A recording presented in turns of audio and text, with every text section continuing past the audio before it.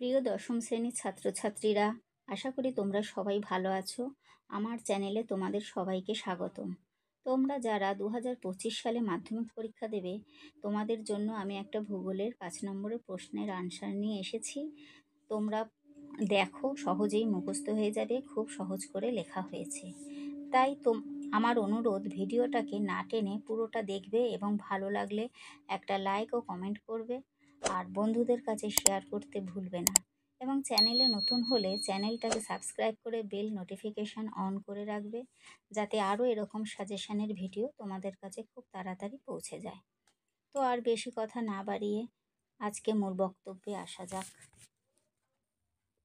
প্রশ্ন হচ্ছে, পশ্চিম ভারতে পেট্রোরসায়ন শিল্পের কেন্দ্রীভবনের কারণগুলি আলোচনা করো। দেখো, এখানে প্রথমে এরকম একটা বক্স টেনে ভূমিকা বলে লিখবে। আধুনিক শিল্পগুলির মধ্যে অন্যতম একটি শিল্প হলো পেট্রোরসায়ন শিল্প। পশ্চিম ভারতের মহারাষ্ট্র ও গুজরাটে ভারতের অধিকাংশ পেট্রোরসায়ন শিল্প গড়ে উঠেছে। মানে এখানে কি বোঝাতে চেয়েছে, যে পেট্রোরসায়ন শিল্প কোথায় গড়ে উঠেছে, সেই নাম দুটো, জায়গার নাম দুটো তোমরা যদি ভালো করে মুখস্থ করে নাও, এখানে নাম্বার কাটার কোনো পথ নেই। আচ্ছা, তারপর এই রকম করে লিখে নেবে যে পশ্চিম ভারতে পেট্রোরসায়ন শিল্পের কেন্দ্রীভবনের কারণ নিম্নে আলোচনা করা হলো। আচ্ছা, কাঁচামালের প্রাচুর্য। খনিজ তেল শোধনের ফলে প্রাপ্ত বিভিন্ন উপজাত দ্রব্যগুলি, যেমন মিথেন, ন্যাপথা ইত্যাদি। মানে এখানে কাঁচামাল বোঝাতে চেয়েছে মিথেন আর ন্যাপথাকে। এগুলি এই শিল্পের প্রধান কাঁচামাল। তাহলে পেট্রোরসায়নের প্রধান কাঁচামালের নাম কি? মিথেন আর ন্যাপথা। আচ্ছা, যা পশ্চিম ভারতের জামনগর, ভাদোদরা এই কেন্দ্রগুলিতে পাওয়া যায়।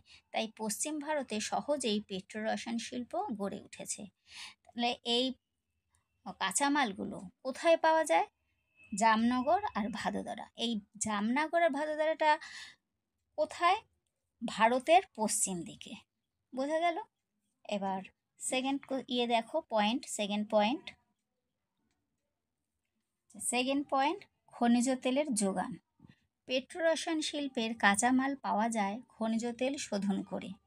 পশ্চিম ভারতের মুম্বাই হাই, কাম্বে, বাসিন প্রভৃতি অঞ্চল থেকে উত্তোলিত খনিজ তেলের যোগান এখানে পেট্রোরসায়ন শিল্প গড়ে উঠতে সাহায্য করেছে। 3 নম্বর পয়েন্ট দেখো, বন্দর। মহারাষ্ট্র ও গুজরাট উপকূলে মুম্বাই, সুরাট, কান্ডালা প্রভৃতি বন্দরের অবস্থানের ফলে পশ্চিম ভারতে পেট্রোরসায়ন প্রয়োজনীয় কাঁচা মাল ও যন্ত্রপাতি আমদানি ও শিল্পজাত দ্রব্য বিদেশে রপ্তানির সুবিধা আছে।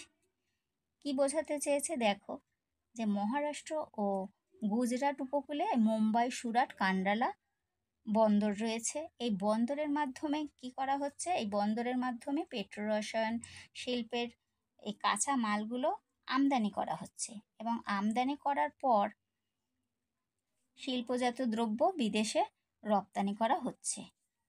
তারপর 4 নম্বর পয়েন্ট দেখো,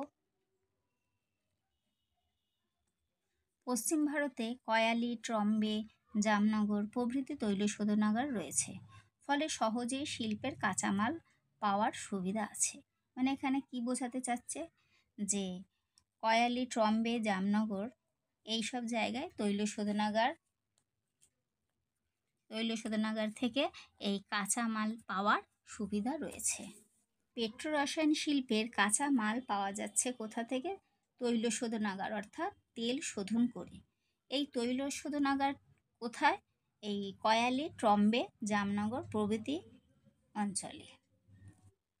নেক্সট পয়েন্ট দেখো 5 নম্বরে, বিদ্যুৎ শক্তি। পশ্চিম ভারতে উকাই, ভিরা, কয়না প্রভৃতি জলবিদ্যুৎ কেন্দ্র, ট্রম্বে, ধুবড়ান প্রভৃতি তাপবিদ্যুৎ কেন্দ্র রয়েছে। ফলে এখানে পেট্রোরসায়ন শিল্পে পর্যাপ্ত বিদ্যুৎ পেতে অসুবিধা হয় না। এই নামগুলো ভালো করে একটু মনে রাখবে। আর ভূগোল মানেই এই নাম কিন্তু একটু বেশি থাকে, কিন্তু আমি একটু বেছে বেছে অল্প কয়েকটা নাম দিয়েছি যাতে তোমাদের সহজেই মনে থাকে। পাশে একটা ম্যাপ এঁকে দেবে, ভারতের ম্যাপ। খুব ভালো করে না আঁকতে পারলেও যেন বোঝা যায় যে এটা ভারতের ম্যাপ। এরকম 3টে পয়েন্ট দেবে, দাহেজ, ভাদোদরা, জামনগর। আর নিচে নির্দেশিকা বলে পেট্রোরসায়ন শিল্প লিখে দেবে। আচ্ছা, ওখানে কিন্তু উল্লেখ থাকবে না যে ম্যাপ আঁকতে হবে। তোমরা তা সত্ত্বেও এঁকে দেবে, এতে খুব একটা সময় লাগবে না, এতে নাম্বারটা ক্যারি করতে তোমাদের সুবিধা হবে। আর নিচে চিত্র বলে ভারতের পেট্রোরসায়ন শিল্প কেন্দ্র বলে পয়েন্ট করে দেবে। আচ্ছা, তারপরের পয়েন্ট হচ্ছে 6 নম্বর শ্রমিক।